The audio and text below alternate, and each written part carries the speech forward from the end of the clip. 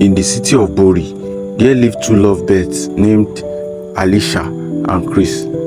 Alisha had loved Chris deeply.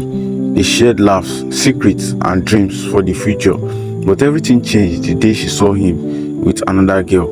She couldn't believe her eyes as she watched him, smiling and whispering to someone else as if she meant nothing to him. The pain was unbearable, like someone had reached inside her chest and twisted her heart. She wanted him to feel the same pain, to know how much he had hurt her. A dark thought grew in her mind. Days passed, and her anger only grew. She couldn't sleep, and every time she closed her eyes, she saw him with that girl. She felt like she was being swallowed up by her sadness and anger, and she didn't know how to stop it. She began thinking of a plan, a way to make Chris regret what he had done. One afternoon, an idea formed in her mind.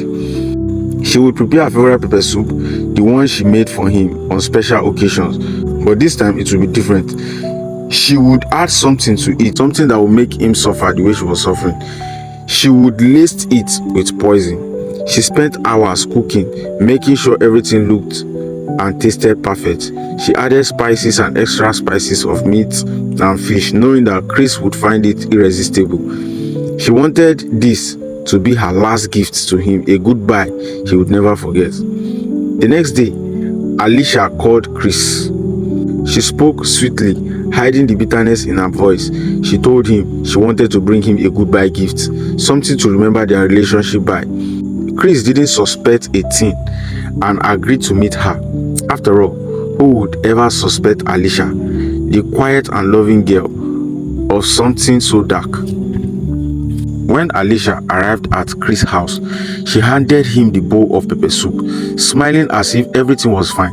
He took it with a grin, thanking her for the kind gesture, but Alisha's heart pounded with a strange mix of fear and satisfaction.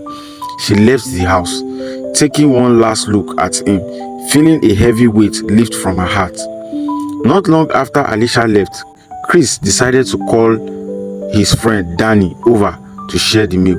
It was his favorite dish, and he couldn't wait to enjoy it. As he waited for Danny, his doorbell rang, and he was surprised to see Alisha's two brothers, Tom and Leo. They had been close with Chris too, and had stopped by to hang out, not knowing anything about the past few days. The three friends laughed and chatted as they dug into the pepper soup, savoring every bite. They praised Alisha's cooking, unaware of the deadly ingredients mixed into the broth. As they ate, Chris was filled with a strange, sickening satisfaction, oblivious to the danger in each spoonful. Then things took a terrifying turn. Their laughter started to fade as an uneasy feeling crept over them. Chris was the first to feel it. A sudden sharp pain in his stomach. He brushed it off at first, thinking maybe he had been eating too quickly. But the pain grew worse, and he clutched his stomach, his face contorting in agony. "Chris, you okay?" Danny asked. "Nothing," Chris' pain expression. Before Chris would respond, Danny himself felt a wave of nausea wash over him. His head began to spin, and his vision blurred.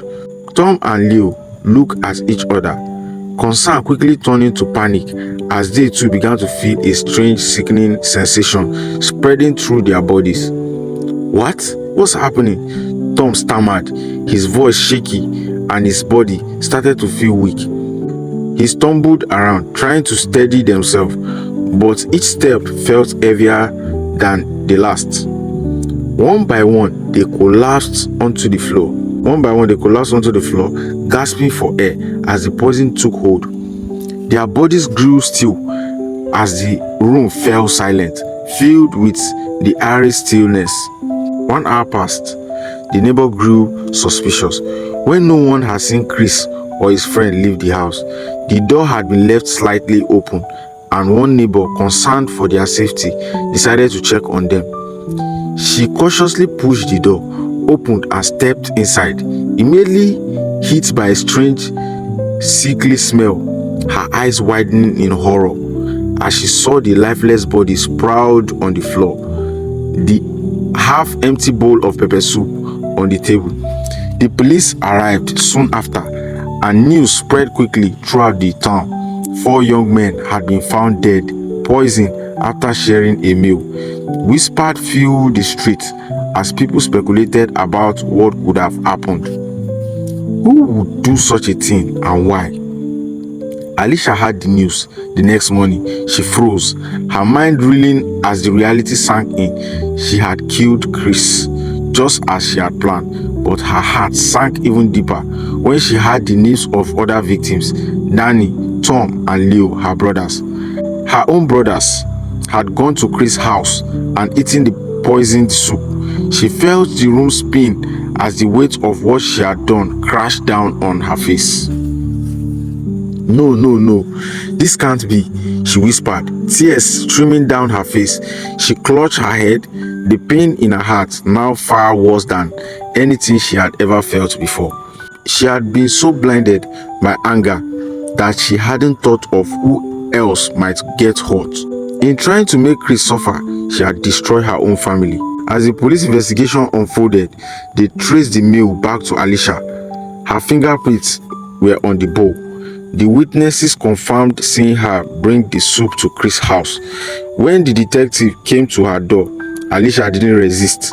She was too broken, too lost in her own guilt to even try to explain herself. She barely had the words as they read her rights.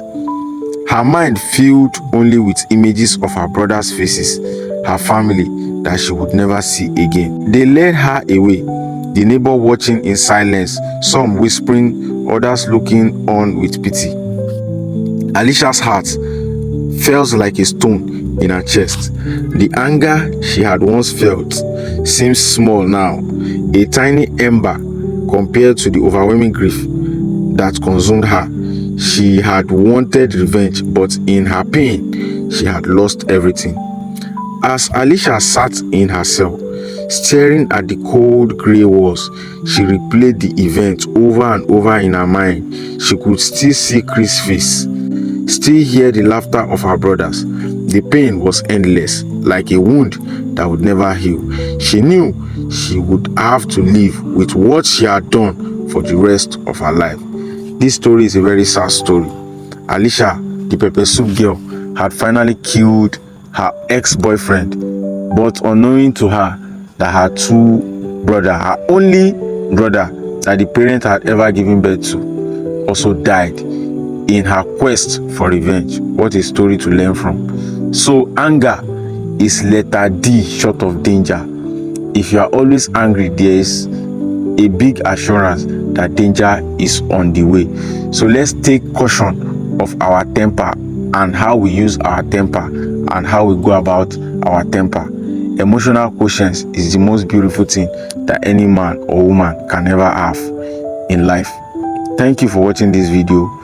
Like my video, subscribe, and share this video to as many people as possible. See you in my next episode.